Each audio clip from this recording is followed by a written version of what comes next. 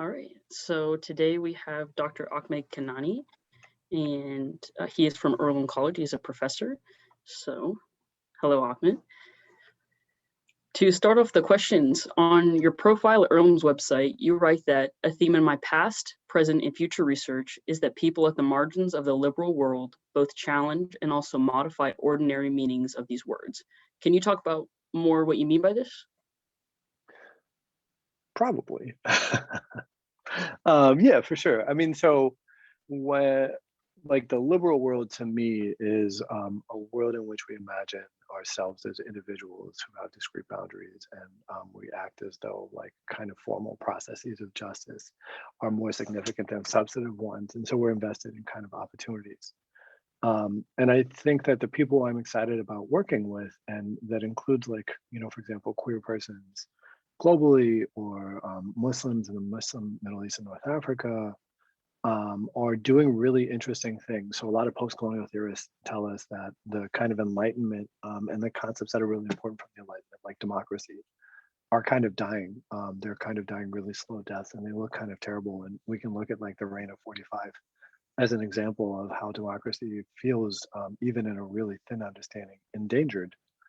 Um, and people globally are pushing back. People globally are coming up with new ways of thinking about what constitutes democracy, or how communities should structure themselves. And so I'm really interested in figuring out what it is that people at the global margins are doing and thinking, and how that contributes, how that pushes forward, and perhaps like reinvigorates or displaces concepts that have been historically significant. So yeah, I don't know if that quite, like, that was really abstract. No, that's all right. So how would you think that the people that you're talking about on the global margins, how would they modify the ordinary meanings of the words you're talking about? Totally. So democracy, like my research is on like democracy, or democracy, and particularly amongst Moroccans, and particularly amongst people who I think we're going to talk about called Islamists or Islamiyun. And they imagine democracy in ways that overlap with the ways in which Western theorists of democracy think about it. So they imagine democracy to include free and fair elections, freedom of press, freedom of expression. The kind of stuff that wouldn't be surprising to you and I, or if you went to New York and you were walking down the street and you asked a random person in New York, or in say Muncie, or in say wherever, hey, tell me about democracy. They'd be like, oh yeah, totally democracy. You vote. You know what I mean? Like everybody who's an adult gets to vote. That kind of stuff. And then they also imagine like additional sides of democratia that we kind of don't really think about very often. For example, what would be called like social or economic outcomes, substantive outcomes, things like, for example, um, access to public housing, access to literacy programs, or like a dearth of illiteracy alternatively. For instance, also like a more equitable distribution of wealth. These are all things that like traditionally Americans, and particularly English speaking Americans and English speaking people in the UK, do not imagine as part of democracy. So I think that's one specific way in which Moroccan Islamiyun want us to think, or maybe don't even want us to. They themselves articulate democracy slightly differently than we do, Mm. in ways that I think open up new horizons for us to think about what we mean when we use the word democracy, and to ask ourselves. Like, to me, the most striking one is foreign policy. For Moroccan Islamiyun, foreign policy is part of a state being democratic. So if a state has deeply inhospitable or conflictual relations with persons globally, be they through neocolonialism, or, for example, 45 and like the engagement and brutalization of children who are migrants, that cuts against democracy. And they're not citizens, and yet it cuts against democracy because, according to Moroccan Islamists, democracy is about justice, kind of foundationally, and failures to embody justice or failures to embody democracy. And I think that's a really rich question for us to ask ourselves, Mm. rather than being content with like the inheritance that we have intellectually, to Mm. push a little farther out. Okay. So you recently wrote a book compiling your research over, what is it, about a decade? It's Yeah. called All Politics or God's Politics, Moroccan Islamism and the Secularization of Democracy. You talk about Islamists in Morocco. Instead of Islamists, though you use the word Islamian. Can you explain why you do that?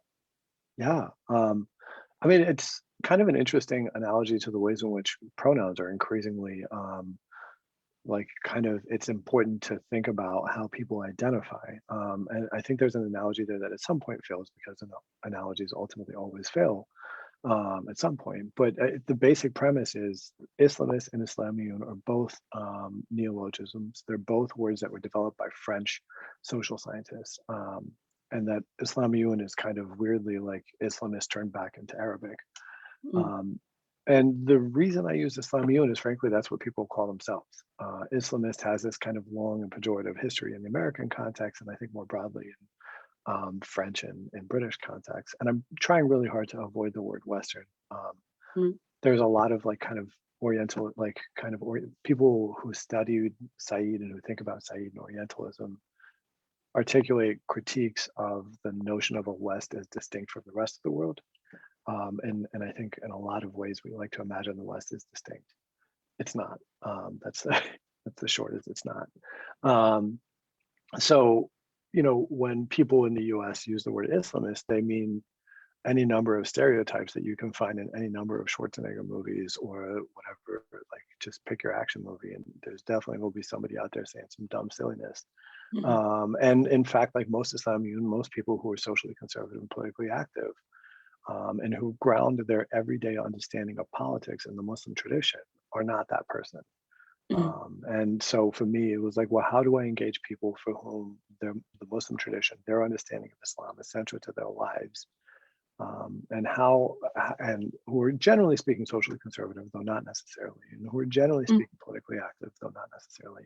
How might I talk about them in a way that like avoids the pitfalls of kind of Islamist? And the best I could come up with is Islamic, which is the language they use. And again, I think it's parallel to kind of or analogous in some ways to pronouns, in that I think that there's a lot of work we do in making assumptions about pronouns, and those assumptions are often kind of violent, and they often carry within them claims about how gender operates and ought to operate as much as much as a claim about the person you're engaging.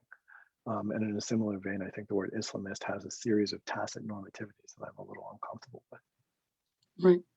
Do you think that Islamiun is something that, like our high schoolers and college students and other people should be starting to utilize in our everyday life? I don't know. I mean, I think there's a politics to it. And I think the politics of it I prefer. I mean, I don't know that for me personally, I don't think there's ever anything outside of politics. And by that, I mean, like, even as like who you find sexually attractive is like, there's a politics to that. Mm, And by that, I mean, like it's literally historically legislated who you're allowed to sleep with, who you're not allowed to sleep with, kinds of sex mm, acts constitute violations of what kinds of legal kinds of codes. mm, And this is not some history in our distant past. This is as recent as a few decades back, and continues to inform like who you can sleep with, and who you can have what kind of sexual encounter with, and what kind of public space. All of these things are legally mandated, mm, and there's always a politics. Like even the things that seem most intimate to us. mm, And in a similar vein, using Islamiyun or Islamist to me is a political gesture, mm, and it has to then be contextualized, right? Like thinking about, well, if I use Islamist in this particular context, what are the implications? What are the politics of using this specific word at this specific moment, in this particular conversation? If you're sitting around the room with people who are generally sympathetic to post-colonial critique, probably Islamiyun will give you some purchase. And if you're sitting in a room of like 45's advisors and you're going to be like, hey, let's talk about Islamiyun, it's not going to be effective. So I guess from my perspective, it's thinking carefully about the politics of that context will afford us more clarity about whether it's a word worth using more broadly. mm. I'm not sure if you've already somewhat answered this question, but your definition of Islamist is a contested one. Your definition seems to be more expansive than some other definitions, in that your definition, like you said, focuses generally on socially conservative, politically active Muslims, rather than people interested in establishing an Islamic state. Can you talk about why you define it that way? Yeah, I mean, Yeah. So I'm trying to think of how to like fully process this. I mean, I think the short of it is something like there. So it gets tricky drawing analogies between Muslims and Christians for a Mm, lot of reasons in the American context, because there is a gross misunderstanding of one set of most of the traditions, and on the other, like there is like a long history of imagining Islam as something like a failed Christianity, or like disrupted or whatever, destroyed Christianity. But with that said, is there are like, I mean, I teach at a historically Quaker institution. Earlham College was historically Quaker. It was founded in 1847 because in the 1840s there were a lot of Quakers in North Carolina who were like, "Yo, this slavery, this shit is a bad look. We're out. We're not trying to be around this." And so they did. They were like, "We're done with you, North Carolina," and they came out to Indiana, where slavery was not part of like the kind of Quaker ethos, and they set up an institution that has this interesting long legacy of like kind of abolitionists. Which isn't to say Quakers are amazing. There were Quakers in Indiana who were part of the KKK, and the Indianapolis Star reports this. So it's not. It's not. But Christianity has also given birth to actual the enslavement of Black persons. So Christianity both gave birth to abolitionists, including people who founded the institution I work at, and also people who embodied like the most vile parts of like slavery in the 19th century in the American context. If Christianity can produce such dramatically different outcomes, that nobody is out here being like, well, but they're not really Christian. No, they're all really Christian. It's just that Christianity has lots of different possible points of departure. So too, the Muslim tradition has really, really broad points of departure. And there are some people for whom, like, the notion of Islamic State is really important, and like establishing what they consider an Islamic State is really important. And then there are other people who are like, yeah, I don't know about all that, but like definitely like I'm really invested in Islam. mm, And that's definitely the way in which like I vote, or that's definitely informing the ways in which like I purchase things. So it's definitely informing the politics through which I do all of these different things in the world. So I wanted to think about Islamists more broadly than the ways in which they are depicted in Western media. There's that word, in American medias. So yeah, I owe $5 to a bucket somewhere for using the word Western. mm. It's like a swear You jar. tried. You feel me? Um, I also owe money to the swear jar, I think. So talk a little bit more about your research specifically in Morocco. Um, let's see, your research that you did in Morocco, which is led by an authoritarian monarchy. How do people who identify as Islamists grapple with a climate that is hostile or maybe hostile to their politics? Yeah, I mean, on the one hand, you have just described roughly the past 4 years of American politics and political leftists in the American context. So, I mean, political leftists in the American context prevail in spite of, to me at least, what appears to be like a relatively, I hope, is a relatively brief gesture towards fascism.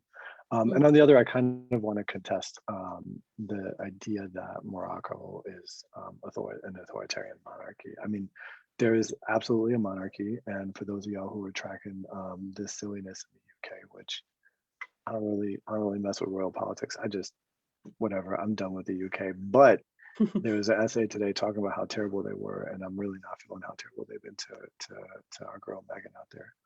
Um, but all this to say, like, I don't know that that is an authoritarian monarchy, and I do think that Islamists out there, the Islamiyun out there, are thinking really carefully about their, as with any institution, as with any place, there are really significant variations. So there are Islamiyun who refuse to participate in politics and like state level politics, who think that like elections are a sham.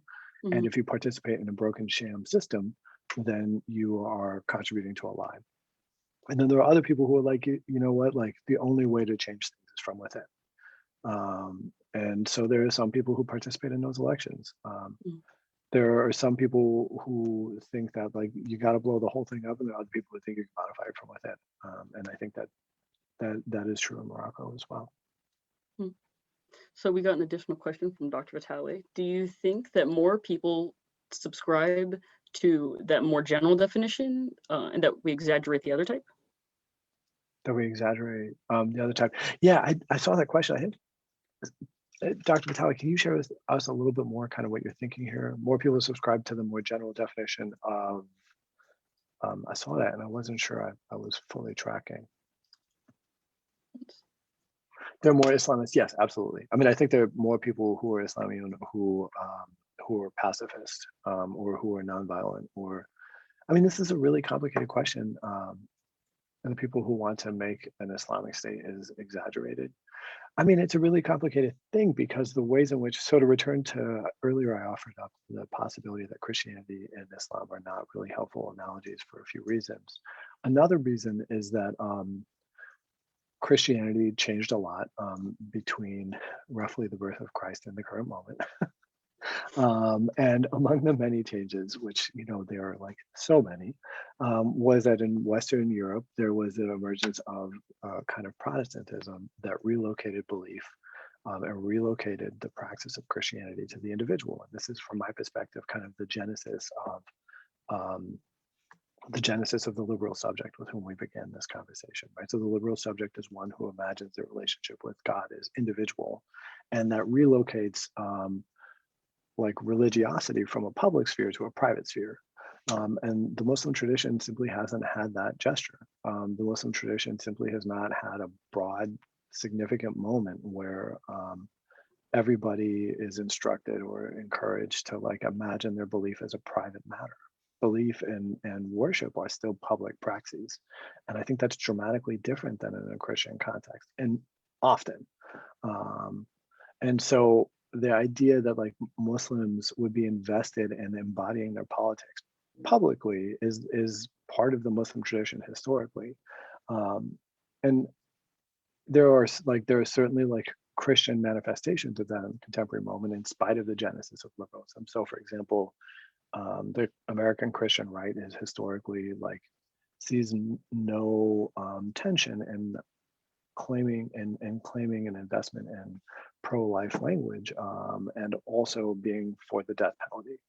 And what I want to attend to is not like a contradiction there. What I want us to think about instead is what's happening in that gesture is a kind of a political Christianity, like the embodiment of a public Christianity that that is that isn't rare and that is also part of the Muslim tradition. So like I don't, and we wouldn't say to them, do you want to establish a Christian state? Because that's kind of it's a nonsensical question. Um, so I don't know if that's a helpful, yeah, I hope that's a helpful kind of way to think about these historical traditions. Right.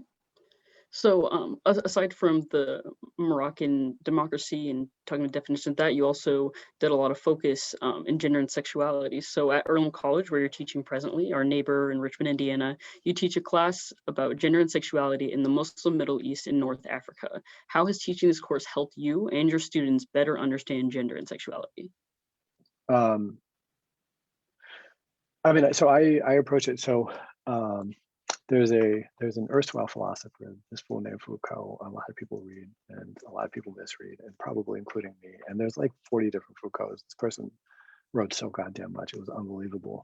But Foucault suggests that genealogy, which is the kind of analysis that Foucault wants to push towards, is a history of the present, which I think is a really interesting phrasing.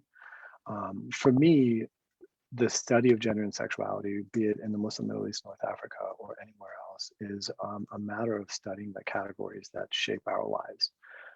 So we imagine that gender and sex are distinct in ways that, for example, Judith Butler wants to contest. We imagine that sex has a clear and discrete set of behaviors, but really, like we all kind of know it's not true, right? Like, where do sex acts begin and end? Like, what is these are to me really challenging questions that seem like they should have really obvious, easy answers, but they really often don't.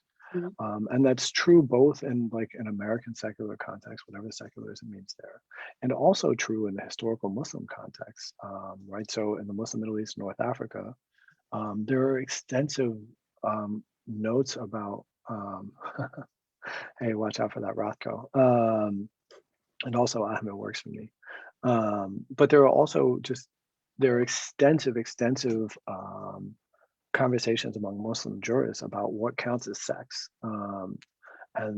And so for me, it's really interesting to ask about how gender is composed at a given moment, and what kinds of body parts are modified and what kinds of ways to be legible as gender. and what kinds of behaviors, right? So is holding hands a sex act? Is like, what if it's like a parent and their child? What if it's like two children? I mean, like there's just so much ambiguity in these categories that absolutely, like for me, I love reading into this. I find it like deeply enriching. Um, yeah, I mean, I suppose that's a really long way to not answer your question. I'm sorry. No, you're all right. Um, but I guess the way it's helped me understand gender and sexuality is that we need to be categorical in our questions, Mm, and by that I mean asking how do we come to take for granted the things we take for granted. How do we take for granted that genital tissue that looks like a certain thing leads to like is actually a penis, or that um, and also, I mean, even bracketing that, right? So we read about in the Ottoman Muslim Middle East and North Africa in the 15th to 18th centuries. There's this delightful book by this person, Khalid where the basic argument, and also Zevi, there's a few books that basically make the argument that people imagined a one-sex model. And that, by that I mean that like women and men were like along a continuum in which there was just one sex, and that like people had penises that were outward or that were failed. And it that is just so far afield from the ways in which people in the U.S. now imagine sex in the sense of like biological sex, which really is just gender in a lab coat. Do you know what I mean? Like to shout mm, out to students who came up with that. Like sex is not a thing that has clear, like discrete scientific things. Sex is actually like it's actually just the ways we imagine gender, but cast onto the body one level farther. mm. So all this to say that like we ought to explore the categories that for us strike us as obvious, because when they strike us as obvious, that's where violence is buried, and that's what I'm ultimately interested in is violence. Right. So to shift a little bit more on a lighter note, I know that you're a huge fan of coffee. I have It's true. learned that many philosophers were also avid coffee drinkers. What is one of your favorite coffees to get your brain ready to go each day? So I'm gonna a little bit maybe answer this question differently than is ideal, but I'm gonna still do it. Okay. There's two places I'm gonna give shout outs to. The one is Circadian Coffee in Indianapolis. They got some really nice coffee beans out there, so you can give them a check out if you haven't already. And the other is Hopscotch. They're a little roaster. Hopscotch Coffee is a little roaster in Bloomington, Indiana, and those are the two places I buy my coffees. And it's just they're really good coffee. And to me, I'm here for it. It doesn't matter. You give me any kind of coffee, and I'm here for it. I'm very much enjoying good coffee. But I will say I'm finicky without being snooty about it. You know what I mean? Like Right, I know I really like my coffee, but I'm not trying to tell you it's the best. right. The indie one was Circadian. So in regard to your coffee, do you prefer it in a Keurig, a coffee machine, espresso machine? What's your favorite? But I'm gonna go espresso because I'm old enough that I start getting jittery if I just drink coffee. And Chemex is my second. Chemex might be my first love when it comes to actual coffee. I'm gonna be real though. Keurig, I'm not feeling it. I'm just not here for Keurig. I don't. Why would you ruin such a beautiful thing? You know what I mean? Like, Right, right. no, but yeah, I really like espresso and Chemex. So finally, I am part of a project at Ball State that engages in philosophical dialogue with high school students. You have two small children, which might actually be watching this right now. What are your They're hopes not. for their education? Yo, that was the hardest question, Sam. I was like, you're gonna save the hardest one for last. Sam gonna be out here. Yep. I don't know. I mean, I guess my hope more than anything is that they become thoughtful persons, and my deep hope for them is that they do that in all dimensions of their life. That is part of their classroom experiences wherever they are, and that they don't take for granted that they are. That they take for granted that they're being terrible in ways that they don't see, and Mm, that if somebody says, "Hey, you were being kind of shitty this way," that they take a deep pause and they ask themselves, "Are they actually, and how?" And a really dear colleague of mine here in Earlham, and thinking about white persons and racism, invites us to be granular, invites people to be granular. And I think that generally speaking, as an MO, the more granular we are when we chart our bodies in the world, and we ask how are we being violent, the more effective we can be at being, for example, anti-racist or anti-sexist or working against transphobia or whatever it might be.